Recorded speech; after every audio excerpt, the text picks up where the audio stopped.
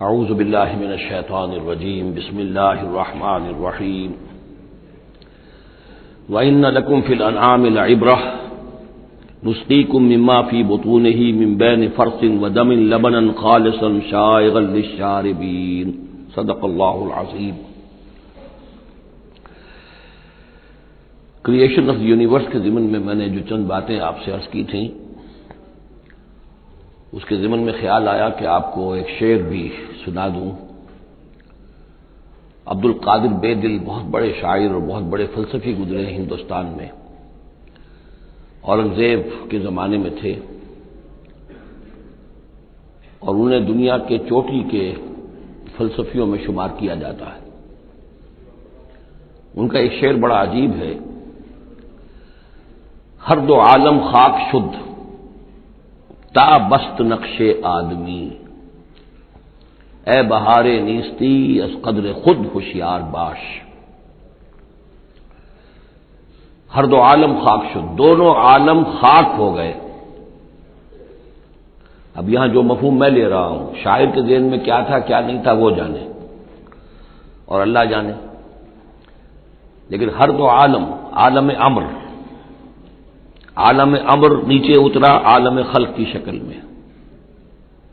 اور عالم خلق میں ہوتے ہوتے اترتے اترتے اترتے اترتے تنزل مٹی پیدا ہو گئی۔ ہر دو عالم خاک شد تا بست نقش آدمی، اب آدمی کا نقش بندھنا شروع ہوا، اب یہاں سے حیات عرضی کا سلسلہ شروع ہوا۔ گویا کہ انسان کو وجود میں لانے کے لیے اللہ تعالیٰ نے دونوں عالموں کو تنزلات کی بے شمار منازل سے اتار کر اور خاک تک پہنچایا۔ تا بست نقش آدمی، اے بہار نیستی۔ اب یہ نیستی جو ہے سمجھ لیجئے، چونکہ فلسفہ وحدت الوجود کا یہ ہے کہ اصل حقیقت جو ہے اور اصل وجود تو اللہ کا ہے، باقی جو کچھ نظر آ رہا ہے یہ حقیقی وجود نہیں ہے، نیست ہے، یہ ہست نہیں ہے، صرف یہ شکلیں ہیں، صورتیں ہیں، امیجز ہیں۔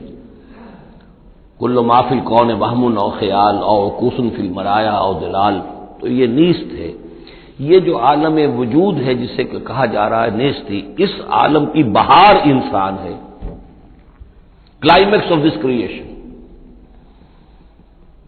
خلقتہ بیدی، مسجود ملائک، خلیفۃ اللہ۔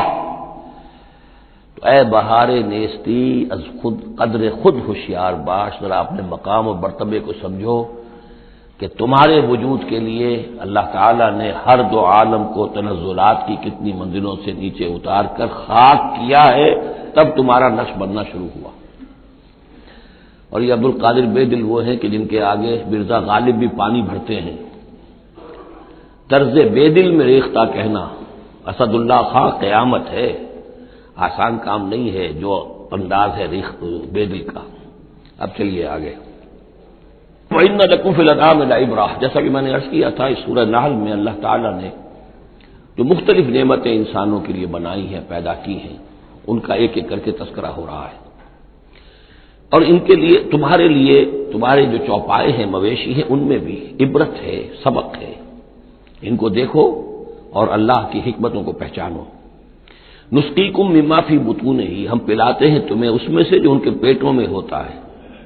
پیٹوں میں کیا ہوتا ہے؟ من بین فرث، گوبر ہوتا ہے، ودم، یہ خون ہوتا ہے۔ پیٹ چاک کرو گے کیا نکلے گا؟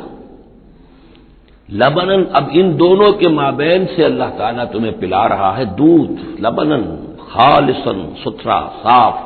سائغا للشاربین، پینے والوں کے لیے نہایت خوشگوار، خوش ذائقہ۔ ومن ثمرات النخیل والاعناب، اور کھجوروں کے پھلوں سے بھی اور انگوروں سے بھی، تتخذون منہ سکرا ورزقا حسنا، اس سے تم نشے کی چیزیں بھی بناتے ہو، اور یہ کہ رزق حسنا بھی ہے، بہترین رزق بھی ہے تمہارے لیے۔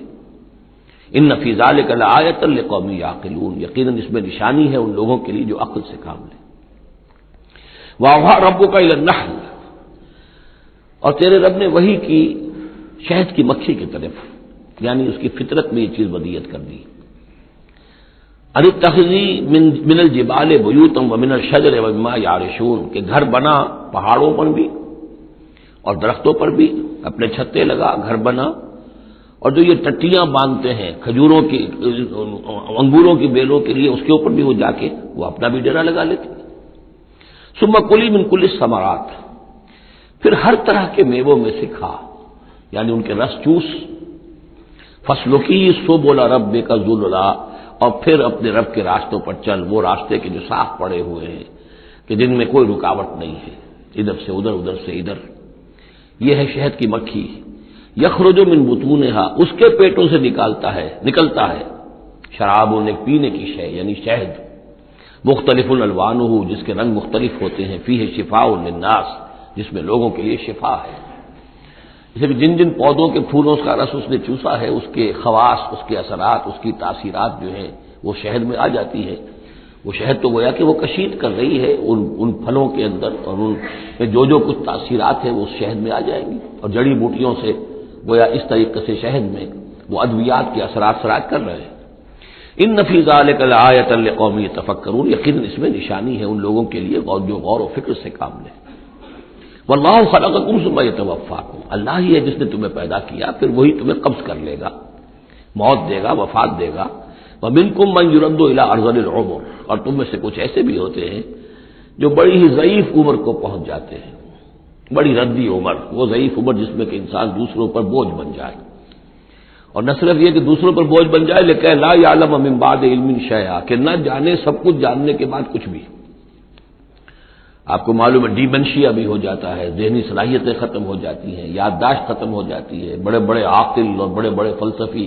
اس عمر میں جا کے جو بچوں کی سی باتیں کرنے لگتے ہیں۔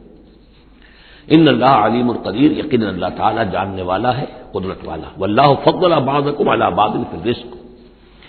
اور اللہ نے تم میں سے بعض کو بعض پر رزق میں فضیلت دی ہے۔ اب یہ رزق کی فضیلت ایک تو وہ ہے جو مادی اسباب و وسائل ہے، یہ بھی رزق ہے، اس میں بھی اللہ نے فضیلت دی ہے۔ لیکن یہ کہ کوئی سوشلسٹ اور کمیونسٹ جو ہے اس پر اعتراض کر دے گا یہ اللہ کی طرف کیوں منسوب کرتے ہو، یہ تو لوگوں نے غلط نظام بنا رکھا ہے۔ لیکن سوال تو یہ ہے کہ ذہنی صلاحیتیں بھی تو اللہ نے سب کو برابر نہیں دی، جسمانی قوت بھی تو سب کو برابر نہیں دی، یہ بھی تو رزق ہے۔ اصل رزق تو یہ ہے جو جینز ملے ہیں، جو صلاحیتیں ملی ہیں، وہ کسی کے اپنے چوائس پر تو نہیں اور سب کی برابر نہیں ہے، اس میں بھی فرق ہے، کسی کو فضیلت دی ہے، کسی کو کسی اعتبار سے، کسی کو کسی اعتبار سے۔ واللہ فضل بعضکم علی بعض فی الرزق فما الذین فضلوا براد رزقہم علی ما ملکت ایمانہم، تو تم نہیں دیکھتے کہ جن لوگوں کو رزق میں فضیلت دی گئی ہو وہ لوٹا دیتے ہو اپنا رزق اپنے غلاموں کو، یعنی جو ان کے غلام ہیں ان کو بھی ان کے ساتھ تقسیم کر لیں، ان کو بھی مالک بنا دیں، یہ تو نہیں ہوتا۔ یہ اصل میں نفی کی جا رہی ہے کہ تم نے جو سمجھا کہ ایک بڑا خدا ہے، یہ چھوٹے خدا جو ہے، یہ در حقیقت اس کے تو ایک طرح سے یوں سمجھیے کہ خدمتگار ہی ہیں، لیکن چونکہ اس کے خدمت میں رہتے ہیں اور اس ہماری کو سفارش کر سکتے ہیں۔ لیکن اگر یہ چھوٹے ہیں تو جیسے تم اپنے غلاموں کو اپنے برابر نہیں کر سکتے، کیا اللہ تعالیٰ ان کو اپنے برابر کر لے گا؟ کیا ان میں سے کسی کی دھوس جو ہے اللہ کے اوپر چلے گی؟ کیا وہ اللہ سے اپنی بات بنوا لے گا؟ فہم فیہ سوا، کوئی شخص اپنے غلاموں کو اپنی ملکیت میں برابر کا شریک نہیں کرتا۔ افبنعمت اللہ یجحدون، اور کیا تو پھر کیا یہ اللہ کی جو نعمت ہے اس کا انکار کر رہے ہیں؟ واللہ جعل لکم من انفسکم ازواجا، اللہ نے تمہاری اپنی نوع ہی سے تمہاری بیویاں بنائی، جوڑے بنائے۔ زوج کا لفظ عربی میں دونوں طرف جاتا ہے، عورت کے لیے مرد زوج ہے اور مرد کے لیے عورت زوج ہے، زوج جوڑے کو کہتے ہیں۔ واللہ جعل لکم من انفسکم، یہاں انفسکم سے مراد کیا ہے؟ تمہاری نوع، ہر جاندار کا جوڑا جو ہے اسی کی نوع میں سے ہے، ایک سپیشیز ایک ہی ہے، جو بھی جانور ہے سپیشیز ایک ہے، اس کے جینڈرز مختلف ہیں، جن سے جدا ہیں، لیکن یہ کہ جہاں تک نوع کا تعلق ہے وہ ایک ہی ہے۔ وَجَعَلَ لَكُم مِّنْ أَزْوَاجِكُم بَنِينَ، اور پھر تمہاری بیویوں سے یا تمہارے جوڑوں سے تمہارے لیے اس نے بیٹے بنائے، وَحَفَدَةً، اور پوتے تمہیں عطا کیے، وَرَزَقَكُم مِّنَ الطَّيِّبَاتِ، اور ساری پاکیزہ چیزیں تمہیں دی۔ أَفَبِالْبَاطِلِ يُؤْمِنُونَ وَبِنِعْمَةِ اللَّهِ هُمْ يَكْفُرُونَ، یہ نعمت کا لفظ دیکھیے بار بار اس صورت میں آ رہا ہے۔ تو کیا یہ باطل پر ایمان رکھتے ہیں اور اللہ تعالیٰ کی نعمت کا انکار کرتے ہیں، کفران نعمت کرتے ہیں؟ وَيَعْبُدُونَ مِن دُونِ اللَّهِ مَا لَا يَمْلِكُ لَهُمْ رِزْقًا مِّنَ السَّمَاوَاتِ وَالْأَرْضِ شَيْئًا، اور یہ پوج رہے ہیں اللہ کو چھوڑ کر ان چیزوں کو جنہیں کوئی اختیار نہیں ہے ان کے لیے کسی رزق کا، نہ آسمانوں سے نہ زمین سے، وَلَا يَسْتَطِيعُونَ، نہ اس کی قدرت رکھتے ہیں۔ یہ ذہن میں رکھیے کہ یہ جو مشرکین عرب تھے اپنے ایام جاہلیت میں بھی تلبیہ جو پڑھتے تھے لبیک اللہم لبیک لبیک لا شریک لک لبیک، تو اس میں موجود تھا لا شریک لک لبیک الا شریکا تملکہ وما ملک، تیرا کوئی شریک نہیں ہے، ہاں وہ شریک کہ جو کچھ اس کا اختیار ہے اس کا بھی مالک تو ہی ہے، یعنی بالآخر اختیار تیرا ہی تیرا ہے، کسی تیرے شریک کے پاس کوئی اختیار جو ہے تو اس سے آزاد ہو کر آٹونومس کوئی اختیار اس کے پاس نہیں ہے۔ تملکہ وما ملک، تو ہی اس کا بھی مالک ہے اور جو بھی اس کا اختیار ہے وہ بھی در حقیقت تیرا ہی عطا کردہ ہے، یا تیرا اختیار مطلق اس کے اوپر بھی غالب ہے۔ تو گویا کہ جیسے عیسائیوں کے ہاں انہوں نے توحید کو تثلیث میں بدلا، پھر تثلیث کو توحید میں لے آتے ہیں، 3 in 1 and 1 in 3۔ اسی طریقے سے مشرکین عرب توحید کے اندر شرک پیدا کرتے تھے، شرک کو پھر لوٹا دیتے تھے توحید کی طرف۔ فلا تضربوا للہ الامثال، تو دیکھو اللہ کے لیے کوئی مثالیں بیان نہ کیا کرو، اگرچہ اسی صورت میں ہم پڑھ چکے ہیں وللہ المثل الاعلی۔ ظاہر بات ہے کہ اللہ تعالیٰ کی ایک ہستی ہے، بہت بلند و بالا ہے، اصولی طور پر تو ہم یہ کہہ سکتے ہیں کہ اللہ کی مثال یا اللہ کی شان بہت بلند ہے، لیکن کوئی مثال بیان نہیں کر سکتے اس کے لیے۔ مثال جو بھی لائیں گے عالم خلق سے لائیں گے، اپنے ذہن سے لائیں گے، محدود سوچ ہے، محدود تصور ہے، ہماری قوت متخیلہ محدود ہے، جو بھی شے لائیں گے اس محدود سے، وہ ظاہر بات ہے کہ اللہ تعالیٰ کی مطلق اور جو ہستی ہے ایبسولوٹ ایگزسٹنس جس کی ہے، جس کی ایٹریبیوٹس ایبسولوٹ ہیں، ان کے اوپر اس کو کوئی مثال صادق نہیں آ سکتی، اور یہ صحیح بات ہے۔ اگرچہ دینا پڑتا ہے اللہ کے افعال کے لیے، اللہ تعالیٰ جو کچھ کر رہا ہے، جس طور سے کر رہا ہے، کچھ نہ کچھ الفاظ استعمال کرنے پڑ، اللہ کا ہاتھ، اللہ کا چہرہ، اللہ کا پاؤں، اللہ کا تخت، اللہ کی کرسی، اللہ کا عرش، اب یہ سب چیزیں آئیں گی، لیکن یہ کہ ان کی اصل حقیقت کو ہم بالکل نہیں جانتے، اور ہم خود کوئی مثال بیان کریں اللہ کے لیے اس سے روک دیا گیا۔ فلا تضربوا للہ الامثال، چنانچہ یہ بات جو آئی ہے سورہ شورى میں تو بلکہ کیٹیگوریکلی آئی ہے لیس کمثلہ شیء، اس کے مثال کسی کوئی شے بھی موجود نہیں۔ ان اللہ یعلم وانتم لا تعلمون، اللہ جانتا ہے تم نہیں جانتے۔ ضرب اللہ مثلا عبدا مملوکا،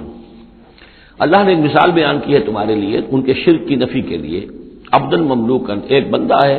غلام ہے، مملوک ہے، لا یقدر علی شیء، اس کا کوئی اختیار ہے ہی نہیں، کچھ کر ہی نہیں سکتا، ایک وہ بندہ ہے۔ وَمَنْ رَزَقْنَاهُ مِنَّا رِزْقًا حَسَنًا، اور ایک شخص وہ ہے جس کو ہم نے اپنے پاس سے بڑا اچھا رزق دیا ہے، رزق میں مال بھی آ سکتا ہے، علم بھی آ سکتا ہے۔ فَهُوَ يُنْفِقُ مِنْهُ سِرًّا وَجَهْرًا، پھر وہ خرچ کرتا ہے اس میں سے کھلے بھی اور چھپے بھی،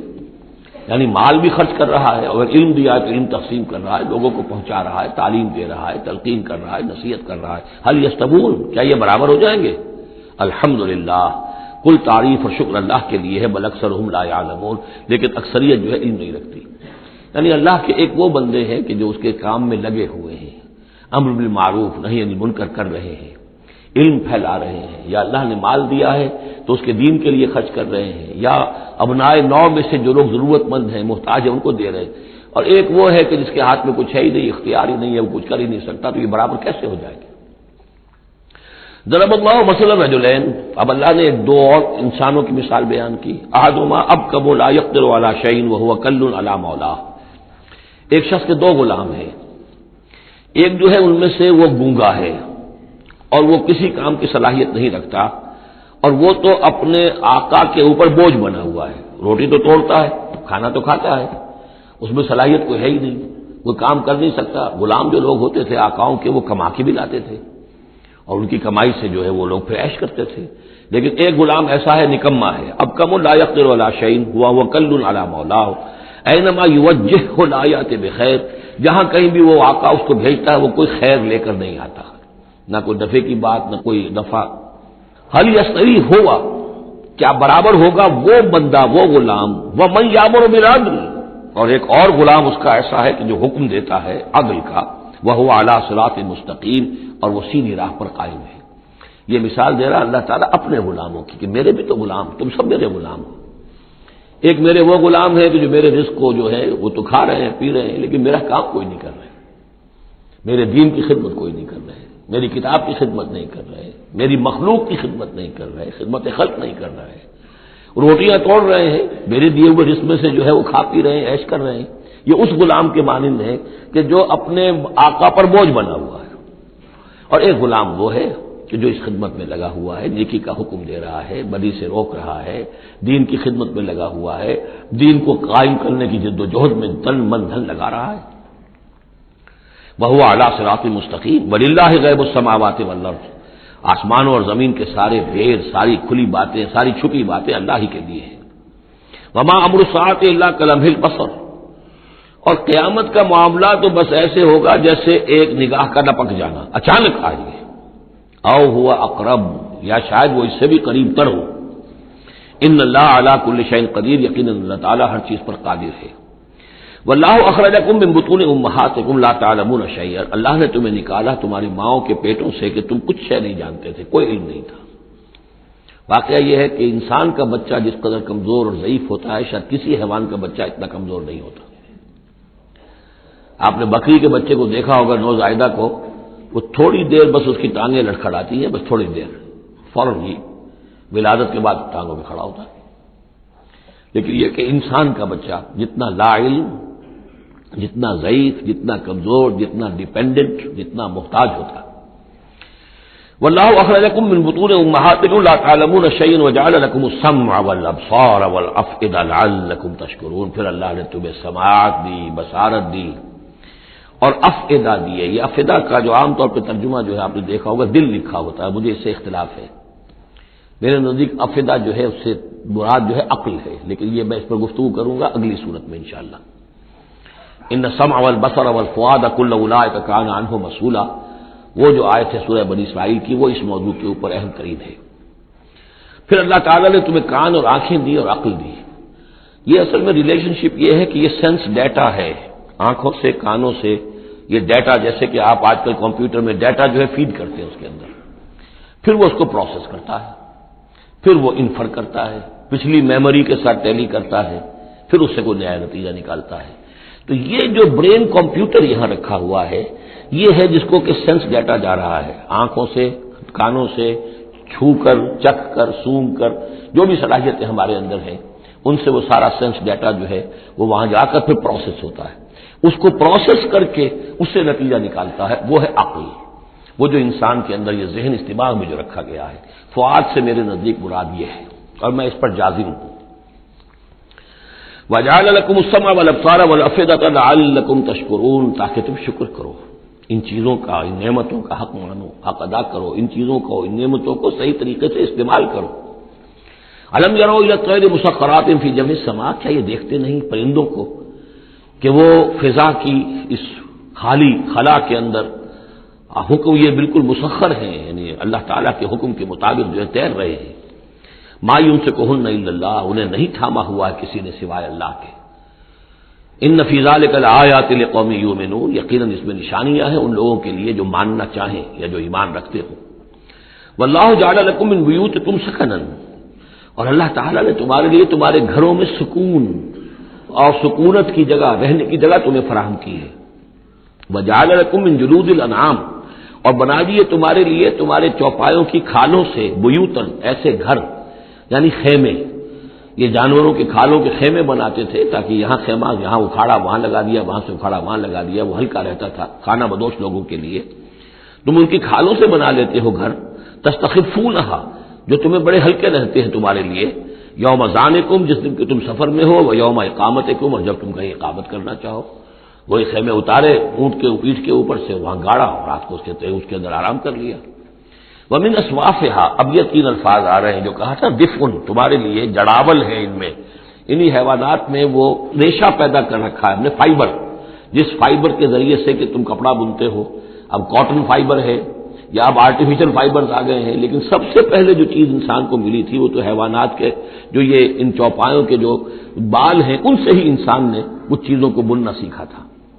من اصوافہا، صوف کہتے ہیں بھیڑوں کی اون کو، وأوبارہا، وبر کہتے ہیں جو کہ یہ ببریاں کہلاتی ہیں اونٹ کی، ان کے جو بال ہوتے ہیں، واشعارہا، اور بکریوں کے بال اشعار کہلاتے ہیں۔ تم ان سے، صوف سے اور ببروں سے اور بکریوں کے بالوں سے، اساساً و متاعاً، تم سامان بناتے ہو، اپنے برتنے کی چیزیں بنا لیتے ہو، الی حین، ایک خاص وقت تک کے لیے۔ واللہ جعل لکم مما خلق ظلالا، اور اللہ تعالیٰ نے تمہارے لیے جو کچھ اس نے پیدا کیا ہے اس کے ذریعے سے سایہ فراہم کیا ہے۔ درختوں کا سایہ تمہیں ملتا ہے، کسی اور چیز کا سایہ اللہ تعالیٰ تمہیں دیتا ہے۔ وَجَعَلَ لَكُم مِّنَ الْجِبَالِ أَكْنَانًا، اور تمہیں پہاڑوں کے اندر چھپنے کی جگہ دے دی ہے، یعنی غاریں ہوتی ہیں، ظاہر بات ہے طوفان جب آتے ہیں اور بڑی تیز ہوا جب چل رہی ہوتی ہے تو پہاڑوں ہی کے اندر وہ کھو موجود ہوتی ہے، وہ غاریں ہوتی ہیں کہ ان میں لوگ پناہ لیتے ہیں۔ وَجَعَلَ لَكُمْ سَرَابِيلَ تَقِيكُمُ الْحَرَّ، اور تمہارے لیے ایسے کرتے بنا دیے، لباس بنا دیے جو تمہیں گرمی سے بچاتے ہیں۔ وَسَرَابِيلَ تَقِيكُمْ بَأْسَكُمْ، اور ایسے کرتے یعنی جو ذرا بختر ہوتے تھے کہ جو تمہاری لڑائی کے اندر تمہیں بچاتے ہیں۔ کذالک یتم نعمتہ، نعمت کے لفظ کو پھر نوٹ کیجئے، اس طرح اللہ تعالیٰ اتمام فرما رہا ہے اپنی نعمتوں کا علیکم، تم پر، لعلکم تسلمون، تاکہ تم سر تسلیم خم کرو اور اطاعت کی روش اختیار کرو۔ فَإِن تَوَلَّوْا، تو پھر اے نبی اگر یہ رخ موڑ لیں، پیٹھ موڑ لیں، فَإِنَّمَا عَلَيْكَ الْبَلَاغُ الْمُبِينُ، تو آپ پر تو بس صاف صاف پہنچا دینے کی ذمہ داری ہے۔ یعرفون نعمت اللہ ثم ینکرونہا، یہ اللہ کی نعمتوں کو پہچانتے ہیں پھر منکر ہو جاتے ہیں۔ واکثرہم الکافرون، اور ان کی اکثریت جو ہے وہ ناشکروں پر مشتمل ہے۔ وَیَوْمَ نَبْعَثُ مِن كُلِّ أُمَّةٍ شَہِیدًا، اب یہ جو مضمون جو ہے شہادت حق کا جو سورہ بقرہ میں آیا تھا، وَكَذَلِكَ جَعَلْنَاكُمْ أُمَّةً وَسَطًا لِتَكُونُوا شُهَدَاءَ عَلَى النَّاسِ وَيَكُونَ الرَّسُولُ عَلَيْكُمْ شَهِيدًا۔ اس کے بعد سورہ نساء میں آیا، ایک تو یہ آیا کہ اللہ کے گواہ بن کر کھڑے ہو جاؤ، پھر آگے چل کر آیا کیف اذا جئنا من كل امة بشہید وجئنا بك على هؤلاء شہید، آیت نمبر 41۔ وہ مضمون یہاں پھر دو مرتبہ اس صورت میں آ رہا ہے۔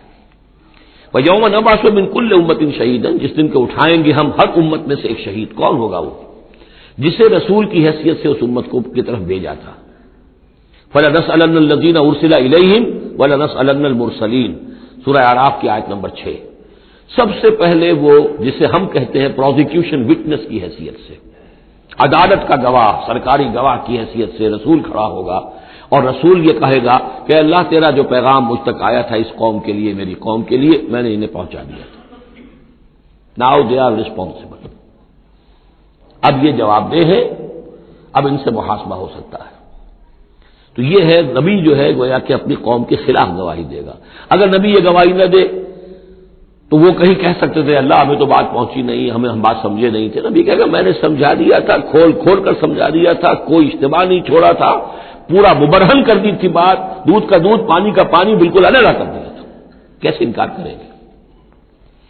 وَيَوْمَ نَبْعَثُ مِن كُلِّ أُمَّةٍ شَهِيدًا ثُمَّ لَا يُؤْذَنُ لِلَّذِينَ كَفَرُوا وَلَا هُمْ يُسْتَعْتَبُونَ، پھر ان کافروں کو نہ کوئی اجازت ملے گی اور نہ انہیں لیو فار اپیل ملے گی کہ کھڑے ہو کر کسی طریقے سے کوئی عذر جو ہے وہ تراش کر کچھ اپنے آپ کو بچانے کی کوشش کرے۔ وَإِذَا رَأَى الَّذِينَ ظَلَمُوا الْعَذَابَ، اور جس وقت کہ یہ ظالم اور یہ کافر اور گناہ گار دیکھیں گے عذاب کو، فَلَا يُخَفَّفُ عَنْهُمْ، تو پھر اب ان سے تخفیف نہیں کی جائے گی اس عذاب میں، وَلَا هُمْ يُنظَرُونَ، اور نہ ہی انہیں کبھی کوئی مہلت ملے گی، کوئی وقفہ نہیں ہوگا، وہ مسلسل ہوگا۔ وَإِذَا رَأَى الَّذِينَ أَشْرَكُوا شُرَكَاءَهُمْ، اور جب وہ دیکھیں گے مشرک لوگ اپنے شرکاء کو، وہ جا رہے ہیں عبد القادر جیلانی جن کے نام کی دہائی ہم دیا کرتے تھے، قالوا ربنا هؤلاء شركاؤنا، اب ظاہر بات ہے ان کا رتبہ بلند ہوگا آخرت میں، وہ اللہ کے ولی ہیں، یا حضرت عیسیٰ ہوں گے، اللہ ہم اس کو پوجا کرتے تھے، ہمارا خیال تو یہ تھا کہ وہ سولی چڑھ کر ہماری طرف سے کفارہ بن ہی چکا ہے، یہ عیسیٰ جو ہے ہم نے تو اس کو پوجا تھا۔ تو وہ کہیں گے ربنا هؤلاء شركاؤنا الذين كنا ندعو من دونك، یہ ہے وہ شرکاء جن کو ہم تیرے سوا پکارا کرتے تھے دنیا میں، فالقوا الیہم القول انکم لکاذبون، تو وہ مقدس ہستیاں یہ کہیں گی تم جھوٹ بول رہے ہو، بکواس کر رہے ہو، تمہارا ہم سے کوئی تعلق نہیں۔ یہ پہلے بھی آ چکا ہے کہ ہم تمہاری عبادت سے اور تمہاری ساری چیخ پکار سے ہم بالکل غافل ہیں، ہمیں کچھ پتہ نہیں تم کیا کرتے رہے ہو، ہمارا کوئی تعلق تم سے نہیں۔ فالقوا الیہم القول انکم لکاذبون، تم جھوٹے ہو۔ والقوا الی اللہ یومئذ السلام، اور وہ سب کے سب اس روز اللہ کے سامنے اپنی اطاعت اور عاجزی پیش کر رہے ہوں گے۔ وضل عنہم ما كانوا یفترون، اور جو افطرا انہوں نے کر رکھے تھے، ان کے نام پر عقیدے گھڑے ہوئے تھے، وہ بچا لیں گے اور وہ چھڑا لیں گے، اور وہ کفارہ بن چکے ہیں، وہ ہمارے گناہوں کی طرف سے پہلے ہی کفارہ بن کر قربانی کا بکرا بن کر پھانسی پر چڑھ چکے ہیں۔ تو یہ ساری چیزیں ضل عنہم، وہ سب کی سب جو ہیں وہ تو ان کے ہاتھوں سے گم ہو جائیں گے، ہاتھوں کے طوطے اڑ جائیں گے۔ الذین کفروا وصدوا عن سبیل اللہ زدناہم عذابا، وہ لوگ جنہوں نے کفر کیا اور نہ صرف خود کفر کیا، لوگوں کو روکتے رہے اللہ کے راستے سے، زدناہم عذابا فوق العذاب، ہم تو ان کے عذاب میں تو اور اضافہ کرتے چلے جائیں گے، بما کانوا یفسدون، بسبب اس شرارت کے جو وہ کرتے تھے، سازشیں کرتے تھے، لوگوں کو ورگلاتے تھے، اس راستے پر جانے سے روکتے تھے۔ وہ یوم نبعث فی کل امۃ شہیدا، دوبارہ دیکھیے آگے، اور ذرا تصور کرو اس دن کا جس دن ہم ہر امت میں ایک گواہ کھڑا کریں گے۔ یہ تمام جو رسول ہیں گواہ ہیں۔ یا ایھا الرسول انا ارسلناک شاہدا ومبشرا ونذیرا وداعیا الی اللہ باذنہ وسراجا منیرا۔ یا ایھا النبی انا ارسلناک شاہدا ومبشرا ونذیرا، شاہد، شہید، گواہ، اسی معنی میں سورہ مزمل میں آیا ہے، تمہارے پاس ہمارا رسول آ گیا ہے، جیسے کہ فرعون کے پاس رسول آیا تھا، فعصى فرعون الرسول فاخذناه اخذا وبيلا، لقد ارسلنا الیکم رسولا شاہدا علیکم کما ارسلنا الی فرعون رسولا فعصى فرعون الرسول فاخذناه اخذا وبيلا فكيف تتقون ان كفرتم يوما يجعل الولدان شيبا وَيَوْمَ نَبْعَثُ فِي كُلِّ أُمَّةٍ شَهِيدًا عَلَيْهِمْ مِنْ أَنفُسِهِمْ، ان کے خلاف گواہی دینے، ان کے اوپر کھڑے ہو کر گواہی دینے والے انہی میں کے ہوں گے۔ وَجِئْنَا بِكَ شَهِيدًا عَلَىٰ هَٰؤُلَاءِ، یہ بالکل تقریباً وہی آیت جو سورہ نساء میں آ چکی، اور آپ کو کھڑا کریں گے گواہ بنا کر ان کے خلاف۔ اب ہؤلاء میں اشارہ کس کی طرف ہو رہا ہے؟ یہ جو قریش ہے، جن کو حضور نے یہ دعوت پہنچا دی ہے، جن پر اتمام حجت آپ کر چکے ہیں، یہ تو ہے جو براہ راست حضور ان کے خلاف گواہی دیں گے، اللہ میں نے ان کو بات پہنچا دی تھی اور کوئی شک و شبے کی گنجائش نہیں چھوڑی تھی، میں نے اتنے برس اپنی جان ہلکان کی ہے، میں نے ایک ایک کو پکارا ہے، علیحدگی میں جا کر بھی بات کی ہے، ڈنکے کی چوٹ بھی پکارا ہے، میں نے کوئی دقیقہ فرگزاش نہیں رہنے دیا۔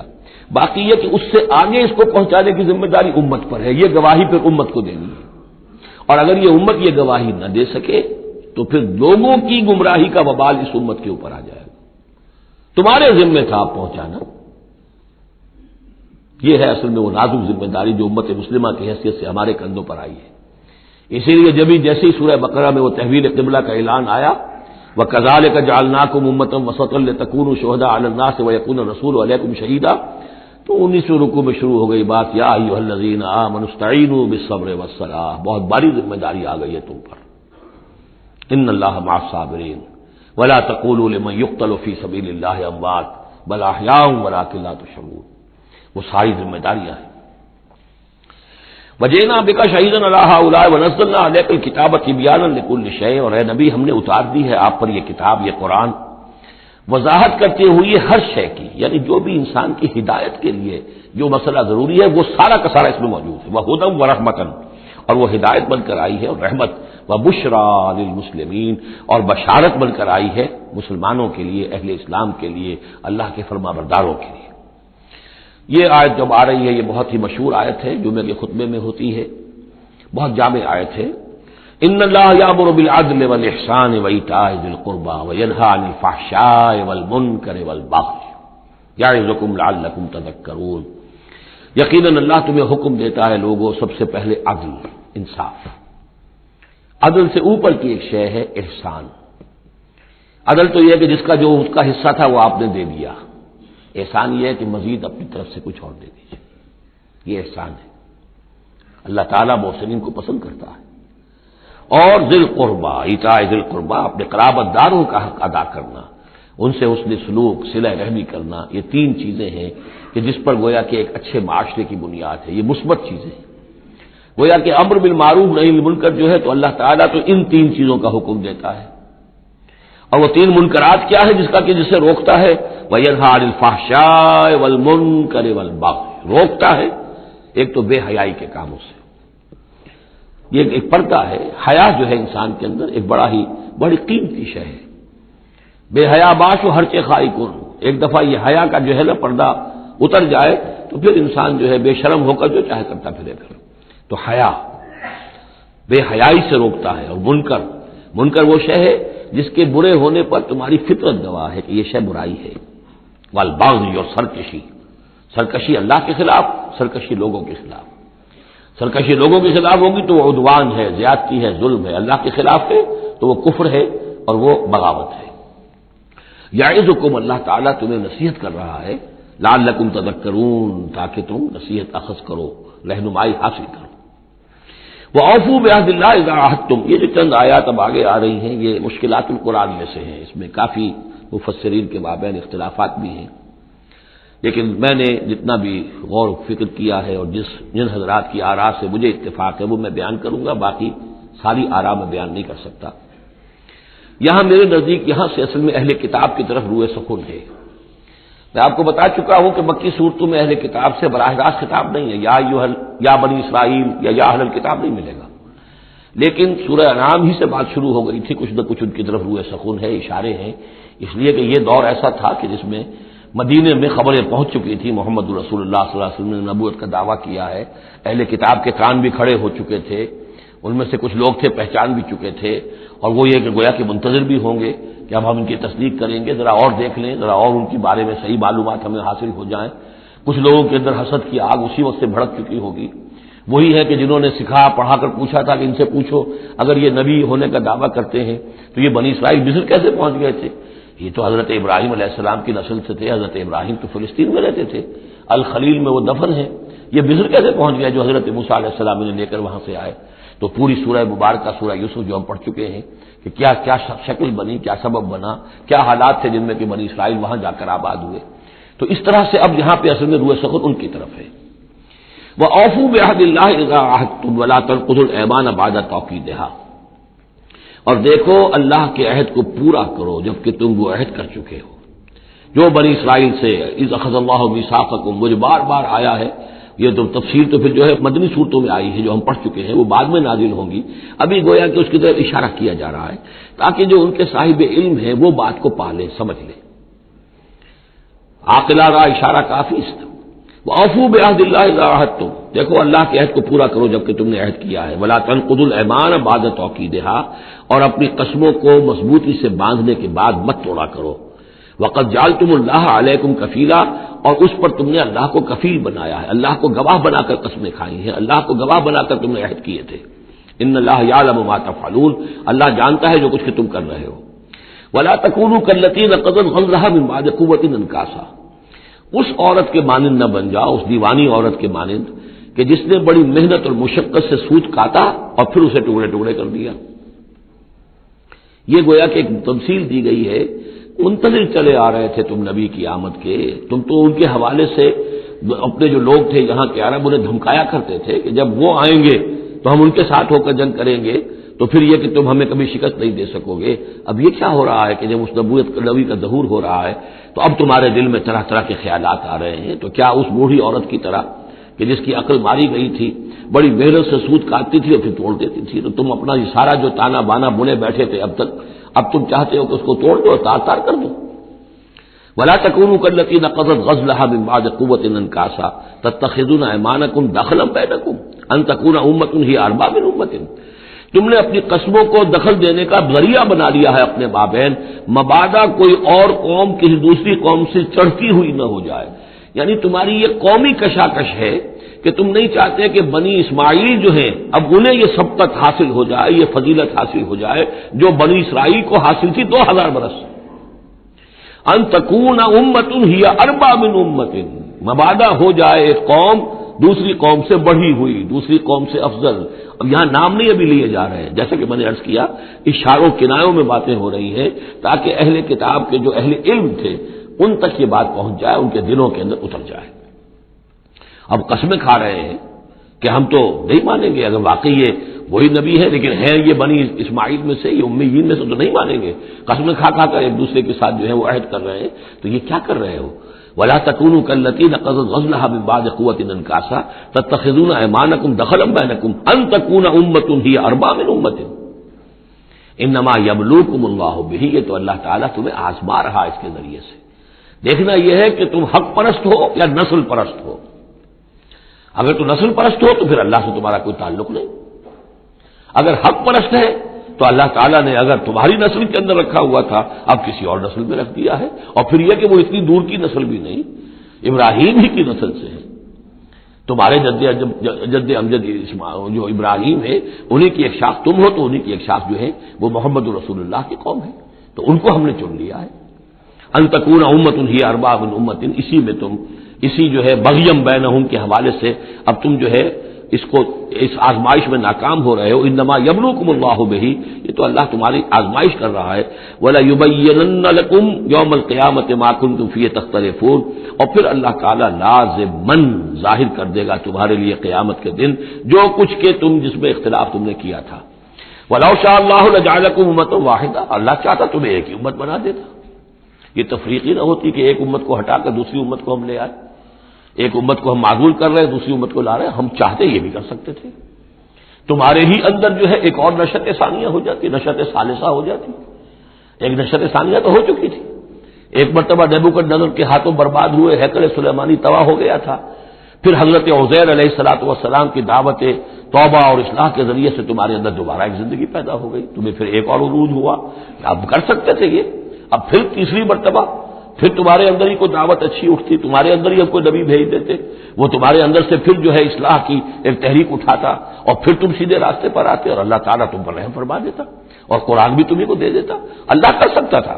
لو شاء اللہ لجعلکم امۃ واحدہ ولکن یضل من یشاء ویہدی من یشاء، لیکن اللہ تعالیٰ کا فیصلہ یہی ہے، وہ ہدایت دیتا ہے جو چاہتا ہے اور گمراہ کرتا ہے جس کو چاہتا ہے، اور یہ دونوں ترجمے ہوں گے، وہ ہدایت دیتا ہے اس کو جو ہدایت کا طالب ہے اور گمراہ کرتا ہے اس کو جو گمراہی کا طالب ہے۔ وَلَتُسْأَلُنَّ عَمَّا كُنتُمْ تَعْمَلُونَ، اور تم سے پوچھا جائے گا، باز پرس ہوگی اب جو کچھ تم کر رہے ہو، تم ایک بہت بڑے امتحان سے اب دو چار ہو رہے ہو، تمہارے پاس علم ہے، تمہارے پاس کتاب ہے، اب وہ انداز یاد کیجئے کہ جو سورہ بقرہ کے 5ویں رکوع میں یا بنی اسرائیل اذکروا نعمتی التی انعمت علیکم واوفوا بعہدی اوف بعہدکم وایای فارہبون وآمنوا بما انزلت مصدقا لما معکم ولا تکونوا اول کافر به ولا تشتروا بآیاتی ثمنا قلیلا وایای فاتقون ولا تلبسوا الحق بالباطل وتکتموا الحق وانتم تعلمون، وہی تو بات شروع ہوئی کہ اوفوا بعہد اللہ اذا عاہدتم، یا بنی اسرائیل اذکروا نعمتی التی انعمت علیکم واوفوا بعہدی اوف بعہدکم وایای فارہبون۔ یہ در حقیقت یہ آیات جو ہیں یہ تمہید ہیں گویا کہ سورہ بقرہ کے 5ویں رکوع میں جو آیات آئی ہیں ان کی۔ وَلَا تَتَّخِذُوا أَيْمَانَكُمْ دَخَلًا بَيْنَكُمْ فَتَزِلَّ قَدَمٌ بَعْدَ ثُبُوتِهَا، اب دیکھو اپنی قسمیں جو کھا کھا کے اب تم ایک دوسرے کے ساتھ معاہدے کر رہے ہو کہ ہم نہیں مانیں گے، نہیں مان لائیں گے، نہ تو ان قسموں کو تم اپنے درمیان دھوکے کا ذریعہ بناؤ کہ ایک قدم جمنے کے بعد اور پھسل جائے، تمہارے دل میں بات آ چکی ہے، تم پہچان چکے ہو، یعرفونہ کما یعرفون ابناءہم، اب تم پھسلو گے تو ظاہر بات ہے کہ فنہارا بہی فی نار جہنم، تو پھر تو یہ کہ سیدھے سیدھے جہنم کی آگ میں گرو گے، وَتَذُوقُوا السُّوءَ بِمَا صَدَدتُّمْ عَنْ سَبِيلِ اللَّهِ، اور تمہیں برائی کا مزہ چکھنا پڑے، عذاب کا مزہ چکھنا پڑے بسبب اس کے کہ تم نے روکا لوگوں کو اللہ کے راستے سے، تمہیں تو چاہیے تھا کہ سب سے پہلے کھڑے ہو کر گواہی دیتے۔ وَمَنْ أَظْلَمُ مِمَّنْ كَتَبَ شَهَادَةً عِندَهُ مِنَ اللَّهِ، تم کہتے کہ ہاں بالکل ٹھیک ہے، ہماری کتابوں میں جو تھی یقیناً محمد اللہ کے رسول ہیں، سب سے پہلے تمہیں بڑھ کر ان کی توثیق کرنی چاہیے۔ وَلَا تَكُونُوا أَوَّلَ كَافِرٍ بِهِ، کہا تم سب سے پہلے کافر ہوئے جا رہے ہو۔ وَلَكُمْ عَذَابٌ عَظِيمٌ، اور تمہارے لیے بہت بڑا عذاب ہے۔ وَلَا تَشْتَرُوا بِعَهْدِ اللَّهِ ثَمَنًا قَلِيلًا، دیکھو اللہ کے اس عہد کو حقیر سی قیمت کے عوض فروخت نہ کرو۔ انما عند اللہ هو خیر لکم، جو کچھ اللہ کے پاس ہے وہ بہت بہتر ہے، جو اس کی نعمتیں ہیں، انعام ہیں، آخرت کی نعمتیں ہیں، جنت کی نعمتیں ہیں، تم ان کو ہاتھ سے دے رہے ہو، گنوا رہے ہو، اور دنیا کی یہ تھوڑی سی حیثیت، اپنی مسند، اپنی چودراہٹ، اپنی مشیخیت جو ہے اس کو تم چھوڑنے کو تیار نہیں ہو۔ ان کنتم تعلمون، اگر تم علم رکھتے ہو، ما عندکم ينفد وما عند اللہ باق، جو تمہارے پاس ہے وہ ختم ہو جائے گا اور جو اللہ کے پاس ہے وہ باقی رہنے والا ہے۔ وَلَنَجْزِيَنَّ الَّذِينَ صَبَرُوا أَجْرَهُمْ، اور ہم لازماً دیں گے صبر کرنے والوں کو ان کا اجر، بِأَحْسَنِ مَا كَانُوا يَعْمَلُونَ، ان کے اعمال کے بہترین جو اعمال ہوں گے، جو کچھ وہ کر رہے ہیں ان میں سے بہترین اعمال کے حساب سے انہیں اجر دیں گے۔ یعنی ہر نیکوکار کے سارے اعمال ایک درجے کے نہیں ہوتے، کبھی چھوٹی نیکی کی ہے، بڑی نیکی کی ہے، لیکن ہم ان کا مقام ان کی بڑی نیکیوں کے حوالے سے معین کریں گے۔ من عمل صالحا من ذکر او انثى وهو مؤمن،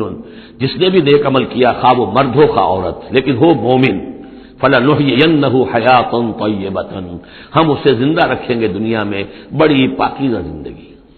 اسے دل کا سکون ہوگا، الا بذکر اللہ تطمئن القلوب، ان کے لیے نہ خوف ہوگا نہ کوئی حزن ہوگا، الا ان اولیاء اللہ لا خوف علیہم ولا هم يحزنون، وَلَنَجْزِيَنَّهُمْ أَجْرَهُمْ بِأَحْسَنِ مَا كَانُوا يَعْمَلُونَ، ہم انہیں دنیا کے اندر بھی زندگی جو دیں گے وہ بڑی پاکیزہ زندگی ہوگی، چاہے روکھی سوکھی کھا رہے ہوں لیکن صبر و شکر کی زندگی ہوگی، دل مطمئن ہوں گے، دل میں غنا ہوگا، الغنا غنا النفس، حضور نے فرمایا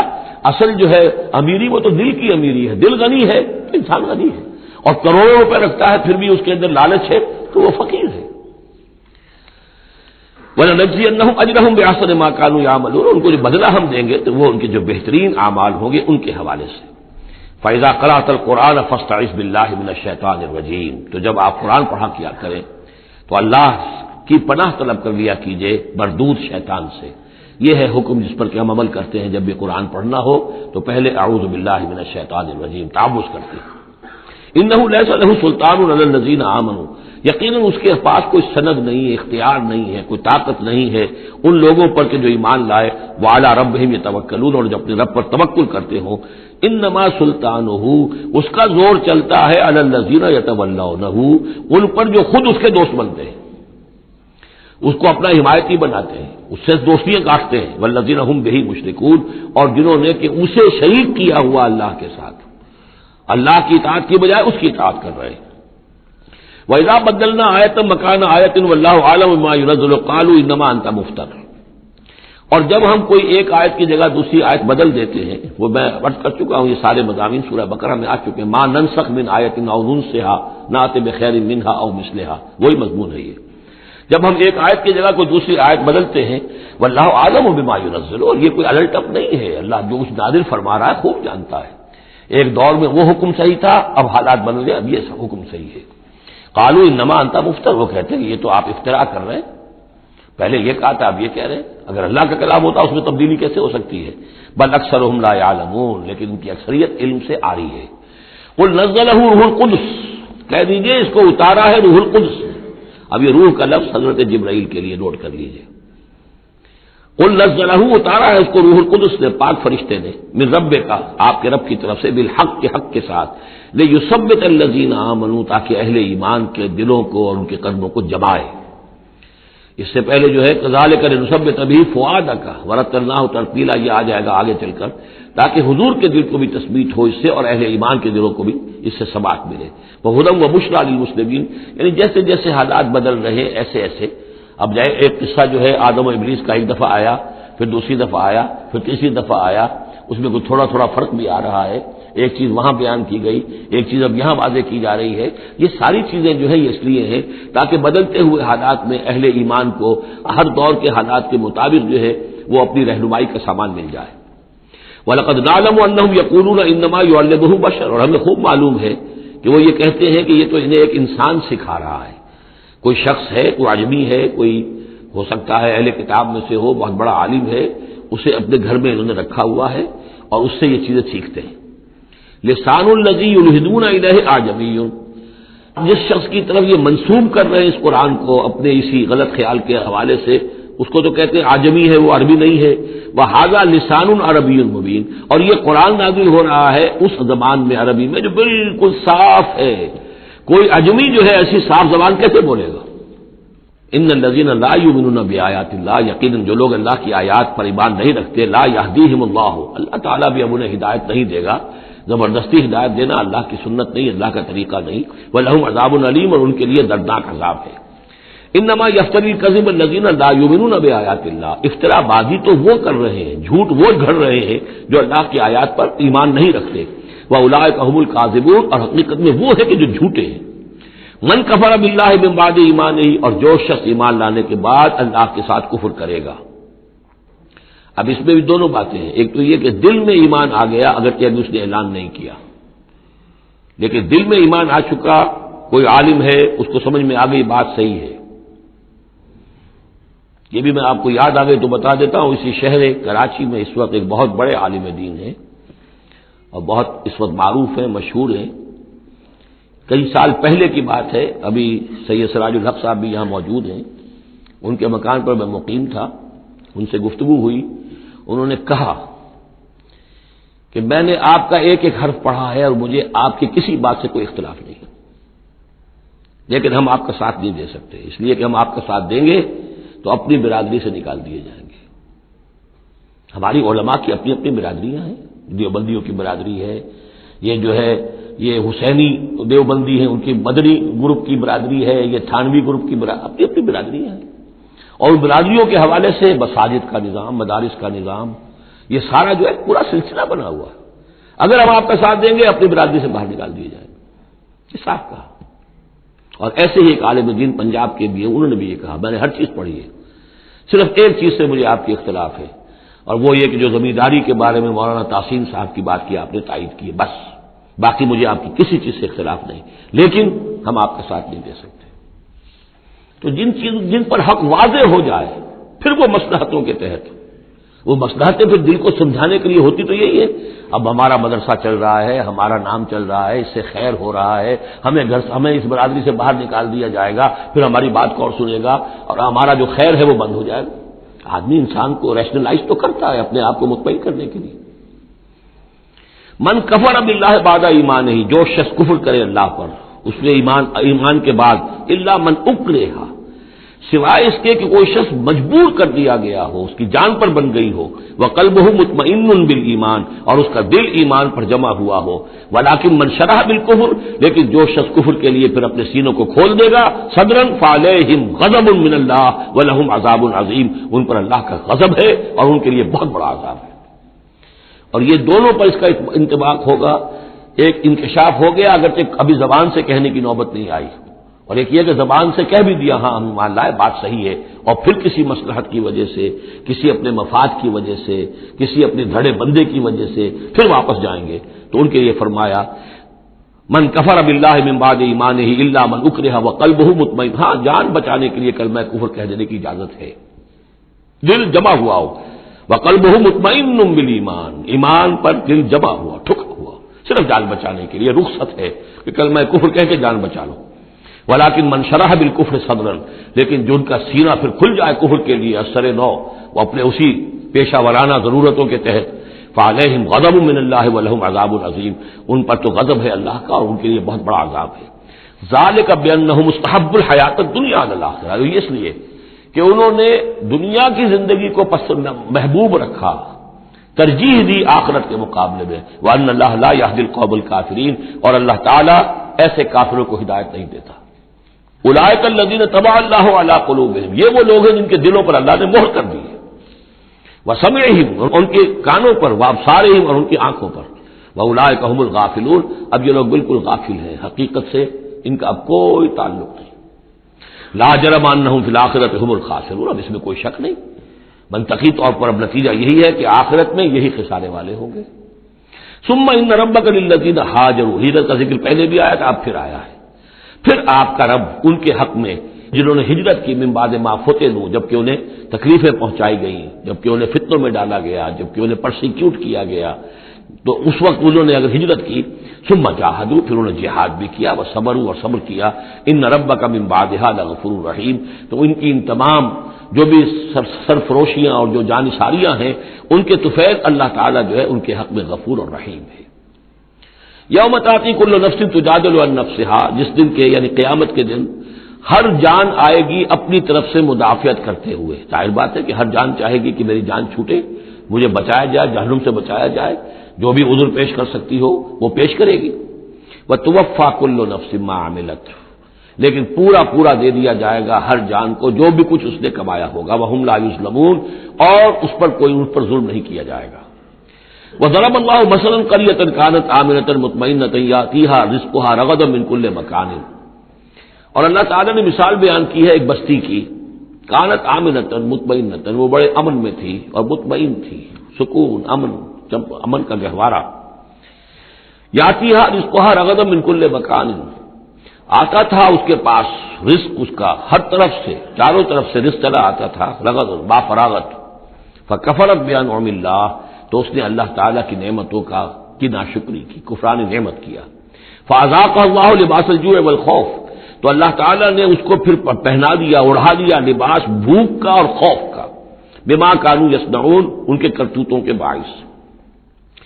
اس کے بارے میں مختلف آراء ہیں، ایک تو یہ کہ ایک عام تمثیل ہے، ایک یہ کہ اس سے مراد جو ہے سبا کی قوم جس کا ذکر ہم پڑھیں گے آگے چل کر سورہ سبا کے اندر، اس کا تذکرہ ہے۔ ایک رائے یہ کہ یہ مکے کا ذکر ہو رہا ہے کہ حضور کی آمد کے بعد، جیسا کہ قاعدہ کلیہ ہم سورہ انعام میں، سورہ اعراف میں پڑھ چکے ہیں، رسول کی بعثت کے بعد اللہ تعالیٰ کی طرف سے لوگوں کے اوپر چھوٹے عذاب آتے تھے، آخری عذاب سے پہلے تو قحط کا عذاب پڑا تھا، اور عرب میں اس میں مکے میں بہت ہی اجناس کی کمی ہو گئی تھی، بہت وہاں پر تنگی تھی،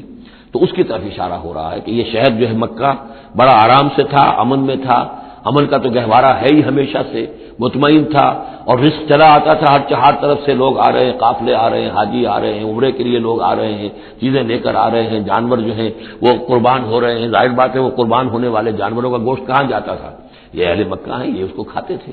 تو یہ ساری رزق ان کے پاس فراوانی چلا آتا تھا، لیکن اس شہر کے لوگوں نے پھر اللہ کی نعمت کا، انعامات کا انکار کیا اور کفران نعمت کیا، تو اللہ نے انہیں خوف اور بھوک کا لباس پہنا دیا ان کے کرتوتوں کے سوائے بس۔ اسی آیت کے حوالے سے میں نے یہاں کراچی میں تقریریں کی تھی، کافی پرانی بات ہے، جب کراچی میں جو حالت ہو گئی تھی، کہاں یہ عروس البلاد کراچی، پھر یہاں کی فراوانی، ہر طرح کا پورے پاکستان میں جو پھل بہترین ہوتا ہے وہ یہاں آپ کو ملتا ہے، یہاں سستی چیزیں ملتی ہیں، یہاں جابز ہیں، کام ہے، لیکن پھر یہ ایک زمانہ جو کراچی پر گزرا ہے، خدا نہ کرے پھر دوبارہ آ جائے، حالات پھر جو ہیں وہ بگڑتے نظر آ رہے ہیں، لیکن یہ ہے کہ اللہ نہ کرے کہ وہ صورت ہو جائے، لیکن ایک دور تو ایسا آ گیا تھا کہ اذاقہ اللہ لباس الجوع والخوف، بھوک اور خوف، کاروبار ٹھپ اور بد امنی، ڈاکے، کڈنیپنگز، قتل و غارت، وہ جو حال اس کراچی کا ہو گیا تھا اس کو ذرا یاد کیجئے، بالکل وہ نقشہ ہے یہ۔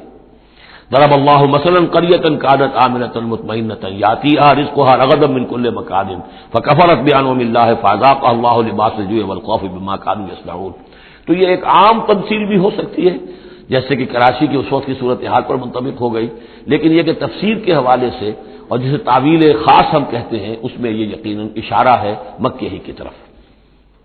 وَلَقَدْ جَاءَهُمْ رَسُولٌ مِّنْهُمْ فَكَذَّبُوهُ، ان کے پاس ان کے رسول آئے، انہوں نے جھٹلا دیا ان کو، فَأَخَذَهُمُ الْعَذَابُ وَهُمْ ظَالِمُونَ، تو عذاب نے انہیں آ پکڑا اور وہ ظالم تھے، گنہگار تھے۔ فَكُلُوا مِمَّا رَزَقَكُمُ اللَّهُ حَلَالًا طَيِّبًا، تو اے مسلمانوں کھایا کرو جو بھی اللہ نے تمہیں رزق دیا ہے اس میں سے جو حلال ہے اور جو پاک ہے کھایا کرو، واشکروا نعمت اللہ، پھر نعمت کے لفظ کو نوٹ کیجئے، یہ جو نعمت کے ذریعے سے، اللہ کی نعمتوں کے حوالے سے یہ صورت جو ہے ان کا تذکرہ، مختلف انواع و اقسام کی نعمتیں، مختلف جو دائرے ہیں زندگی کے ان کے حوالے سے، واشکروا نعمت اللہ ان کنتم ایاہ تعبدون، اور اللہ کی نعمت کا شکر کرو اگر تم واقعتاً اسی کی بندگی کرتے ہو۔ انما حرم علیکم المیتۃ والدم ولحم الخنزیر وما اہل لغیر اللہ بہ، اللہ تعالیٰ نے حرام تو تم پر کیا ہے کھانا مردار کا اور خون کا اور خنزیر کے گوشت کا، اور جو جس پر کہ پکارا گیا ہو اللہ کے سوا کسی اور کا نام، یہ آیت کئی دفعہ آ چکی ہے، اب اس میں تفصیل میں جانے کی ضرورت نہیں۔ فمن اضطر غیر باغ ولا عاد، کوئی شخص اضطرار میں ہو، جان پر بن گیا ہو بھوک سے اور مر رہا ہو، تو اگر وہ نہ تو اس کی طلب اس کے اندر ہو، نہ جو کم سے کم چیز جتنی کے کھانے سے جان بچائی جا سکتی ہے اس سے وہ اضافی اور اس سے آگے بڑھے، فإن اللہ غفور الرحیم، تو اللہ اس کے حق میں غفور الرحیم ہے۔ ولا تقولوا لما تصف السنتكم الكذب هذا حلال وهذا حرام، اور دیکھو اپنی زبانوں میں جیسے منہ میں آئے نہ بک دیا کرو کہ یہ حلال ہے یہ حرام ہے، یہ تو اللہ کا فیصلہ ہوتا ہے، تم جو اپنے منہ سے کہہ دیتے ہو اپنی زبانوں سے جو چاہ کہہ دیا، تو یہ بغیر دلیل کے بغیر سند کے نہیں، اللہ کا یہ حلت اور حرمت، تحلیل اور تحریم یہ اللہ کا اختیار ہے۔ ولا تقولوا لمن تصف السنتكم الكذب، یہ جھوٹ جو اپنی زبان سے نکال دیتے ہو، هذا حلال وهذا حرام، یہ حلال ہے اور یہ حرام ہے، لتفتروا علی اللہ الكذب، تاکہ تم اللہ کی طرف جھوٹ منسوب کرو، ان الذين يفترون علی اللہ الكذب لا يفلحون، یقیناً جو لوگ اللہ تعالیٰ کی طرف جھوٹ منسوب کریں گے وہ فلاح نہیں پائیں گے۔ متاع قلیل، یہ سب برتنے کا سامان ہے، دنیاوی ضروریات ہے، تھوڑی سی دیر کے لیے فائدہ اٹھا لو، ولہم عذاب علیم، پھر ان کے لیے دردناک عذاب ہے۔ وعلی الذین ہادوا حرمنا ما قصصنا علیک من قبل، اور یہودیوں پر ہم نے بعض چیزیں حرام کر دی تھیں جن کی کہ تفصیل ہم پہلے آپ کو بتا چکے ہیں، یہ آ چکا ہے اس سے پہلے، کہ ان کے لیے ایک تو یہ کہ حضرت یعقوب نے چونکہ اونٹ کا گوشت اپنے اوپر خود حرام کر لیا تھا تو وہ معاملہ چلتا رہا، اس کے علاوہ بھی یہ ہے کہ جو چربی ان پر حرام کی گئی تھی حیوانات کی، وعلی الذین ہادوا حرمنا ما قصصنا علیک من قبل وما ظلمناہم، اور ہم نے ان پر کوئی ظلم نہیں کیا، ولکن کانوا انفسہم یظلمون، بلکہ یہ ظلم انہوں نے خود اپنے اوپر ڈھائے۔ ثم ان ربک للذین عملوا السوء بجہالۃ، پھر آپ کا رب ان لوگوں کے حق میں کہ جو کہیں غلطی سے، جہالت سے، نادانی سے، جذبات کی راہ میں بہہ کر کوئی برا کام کر بیٹھے، ثم تابوا من بعد ذلک واصلحوا، پھر وہ توبہ کرے اور وہ اصلاح کر لیں، اس غلط کام کو چھوڑ دیں، حرام خوری سے باز آ جائیں، غلط کام جو ہے تج دیں ان کو. ان ربک من بعدھا، اگر وہ یہ شرطیں پوری کر دیں تو پھر آپ کا رب اس کے حق میں بھی، ان کے حق میں بھی غفور اور رحیم ہے. ان ابراہیم کان امۃ قانتا، یقیناً ابراہیم ایک امت تھے. اب یہ لفظ امت سمجھ لیجئے، اما یا اموں کا جو اصل مفہوم ہے وہ قصد کرنا ہے. اب یہ امت وقت کے لیے بھی آتا ہے. بعد امت وذکر بعد امت، سورہ یوسف میں ہم نے پڑھا ہے، وہ شخص جو ساقی تھا بادشاہ کا بھول گیا تھا، ایک مدت کے بعد اسے یاد آ گیا. تو جب ایک پوری ہو رہی ہے، زمانے کو بھی ہم کیونکہ فالو کرتے ہیں، ٹائم کو بھی، اور اسی طرح راستے کو بھی فالو کرتے ہیں، تو قصد کر رہے ہوتے ہیں اس کا. اس حوالے سے زمانے کو بھی مدت کہا گیا، راستے کو بھی جو ہے امت کہا گیا. پھر امت وہ بھی ہے کہ جو ہم مقصد لوگ ہیں، میرا بھی مقصد وہی ہے، آپ کا بھی وہی ہے،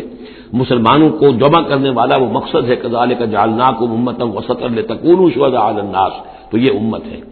اسی طریقے سے گویا کہ ایک راستہ چلانے والے، ایک راستہ بنانے والے، ایک ریت ڈالنے والے حضرت ابراہیم تھے، جو اپنی ذات میں گویا کہ ایک امت تھے. ان ابراہیم کان امۃ قانتا، فرما بردار، للہ حنیفا، اللہ کے فرما بردار اور بالکل یکسو. ولم یکن من المشرکین، اور وہ ہرگز مشرکین میں سے نہیں تھے. شاکرا لانعمہ، وہ شکر گزار تھے اللہ تعالیٰ کی نعمتوں کے. اجتباہ ہو، اللہ نے انہیں پسند کر لیا تھا. وہداہ اور ہدایت دی تھی، الی صراط مستقیم، سیدھی راہ کی طرف. وآتیناہ فی الدنیا حسنہ، اور اسے دنیا میں بھی بھلائی اور خوبی عطا کی. وانہ فی الآخرۃ لمن الصالحین، اور یقیناً آخرت میں بھی وہ ہمارے نیک بندوں میں ہے. ثم اوحینا الیک، پھر ہم نے وحی کی آپ کی طرف اے محمد صلی اللہ علیہ وسلم، ان اتبع ملت ابراہیم حنیفا، کہ پیروی کیجئے ملت ابراہیم کی یکسو ہو کر. وما کان من المشرکین، اور وہ ہرگز مشرکین میں سے نہ تھے. انما جعل السبت علی الذین اختلفوا فیہ، یقیناً یہ ہفتے کا دن ان لوگوں کے لیے معین کیا گیا جنہوں نے اس میں اختلاف ڈالا. اصل میں بنی اسرائیل کے لیے بھی دن جو تھا مقرر وہ جمعہ ہی کا دن تھا، لیکن انہوں نے اپنی شرارت کی وجہ سے ناقدری کی، جمعے کو چھوڑا اور ہفتے کا دن اختیار کیا، تو اللہ نے پھر وہی ان کے لیے مقرر کر دیا. وَإِنَّ رَبَّكَ لَيَحْكُمُ بَيْنَهُمْ يَوْمَ الْقِيَامَةِ فِيمَا كَانُوا فِيهِ يَخْتَلِفُونَ، اور یقیناً آپ کا رب ان کے مابین فیصلہ کرے گا قیامت کے دن ان تمام چیزوں میں جن میں وہ اختلاف کرتے رہے تھے. ادع الى سبیل ربک بالحکمۃ والموعظۃ الحسنۃ وجادلهم بالتي احسن، بلاؤ اور دعوت دو اپنے رب کے راستے کی طرف، جیسے کہ سورہ یوسف میں تھا، قل هذه سبیلی ادعو الى اللہ علی بصیرۃ انا ومن اتبعنی. اے نبی کہہ دیجئے یہ میرا راستہ ہے، میں اللہ کی طرف بلا رہا ہوں. علی وجہ البصیرت، نہ صرف میں بلکہ میرے متبعین بھی. یہاں فرمایا بلاؤ اپنے رب کے راستے کی طرف بالحکمہ، دانائی کے ساتھ، والموعظہ، موعظۃ الحسنہ، اچھے وعظ، اچھی نصیحت، دل میں اتر جانے والی بات. وجادلہم باللتی احسن، اور اگر کہیں بحث کرنی پڑے، بحث و نزاع ہو تو وہ بھی بہت خوبصورتی کے ساتھ. ان ربک هو اعلم بمن ضل عن سبیلہ، یقیناً آپ کا رب خوب واقف ہے ان سے کہ جو اس کے راستے بھٹک گئے ہیں. وهو اعلم بالمہتدین، اور وہ خوب جانتا ہے ان کو بھی کہ جو ہدایت کی راہ پر ہیں. وَإِنْ عَاقَبْتُمْ، اور اے مسلمانوں اگر تمہیں بدلہ لینا ہو، فَعَاقِبُوا بِمِثْلِ مَا عُوقِبْتُمْ بِهِ، تو بس اتنا ہی ویسا ہی کام کیا کرو جیسا کہ تمہارے اوپر زیادتی کی گئی، جیسا بھی اس سے آگے بڑھ کر نہیں. وَلَئِنْ صَبَرْتُمْ، اور اگر تم صبر کر لو، لَهُوَ خَيْرٌ لِّلصَّابِرِينَ، تو یہ تمہارے یہ صبر کرنے والوں کے حق میں بہتر ہے. وَاصْبِرْ، اور آخری حکم ہے حضور کو اور حضور کی حکمت سے تمام مسلمانوں کو، وَاصْبِرْ وَمَا صَبْرُكَ إِلَّا بِاللَّهِ، صبر کیجئے اور آپ کا صبر جو ہے اللہ کے سہارے پر ہے. جتنا اللہ پر اعتماد ہے، توکل ہے، اس کے وعدوں پر جتنا یقین ہے، اتنا ہی صبر کر سکے گا انسان. وَاصْبِرْ وَمَا صَبْرُكَ إِلَّا بِاللَّهِ وَلَا تَحْزَنْ عَلَيْهِمْ، اور اب ان کے بارے میں آپ رنجیدہ نہ ہوں کہ یہ لوگ اپنے کرتوتوں کی وجہ سے عذاب کے مستحق ہو چکے ہیں. وَلَا تَكُ فِي ضَيْقٍ مِّمَّا يَمْكُرُونَ، اور جو چالیں یہ چل رہے ہیں، سازشیں کر رہے ہیں، بیٹھ کے تدبیریں کر رہے ہیں، آپ کو اطلاعات پہنچتی ہے، ان سے بھی آپ دل تنگ نہ ہوں، آپ کے دل میں اس کی وجہ سے کوئی رنج نہ آئے. ان اللہ مع الذین اتقوا، اللہ ساتھ ہے اہل تقوی کے. ان کی چالیں کیا کریں گے؟ کیا ڈر ہے اگر ساری خدائی ہے مخالف، کافی ہے اگر ایک خدا میرے لیے ہے. ان اللہ مع الذین اتقوا، اللہ ساتھ ہے ان کے کہ جنہوں نے تقوی کی روش اختیار کی. والذین هم محسنون، اور وہ لوگ کہ جو تقوی کے راستے پر چلتے ہوئے درجہ احسان پر فائز ہو گئے. اللہ کی معیت اور نصرت اور تائید اور اللہ کی طرف سے ہر وقت ان کی جو مدد ہے وہ شامل حال رہے گی. بارک اللہ لی ولکم فی القرآن العظیم ونفعنی وإیاکم بالآیات والذکر الحکیم.